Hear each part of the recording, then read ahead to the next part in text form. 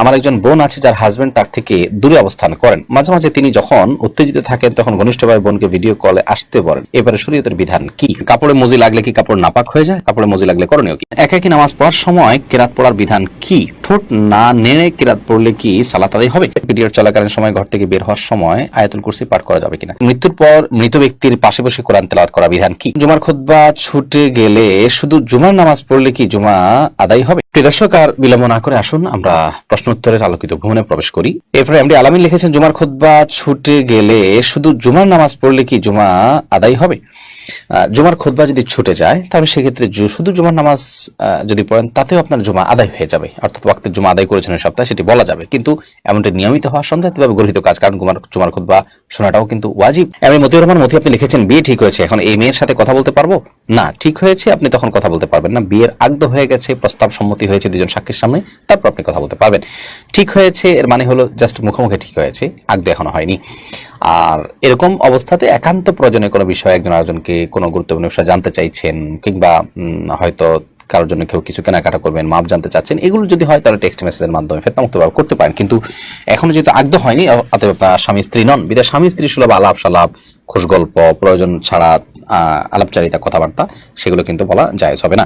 M Salma লিখেছেন, period চলাকালীন সময় ঘর থেকে বের হওয়ার সময় আয়াতুল কুরসি পাঠ করা যাবে কিনা? পিরিয়ড চলাকালীন সময় কোরআন কারীম তেলাওয়াত করবেন না, এটাই জমহুর আমাদের মত। তবে অনেক ওলামা কেরাম এটাকে জায়েজ বলেছেন। জাহিরুল ইসলাম আপনি লিখেছেন, কাপড়ে মজি লাগলে কি কাপড় নাপাক হয়ে যায়? কাপড়ে মজি লাগলে করণীয় কি? কাপড়ে মজি লাগলে অবশ্যই নাপাক হবে, যে জায়গা লাগবে সেটি।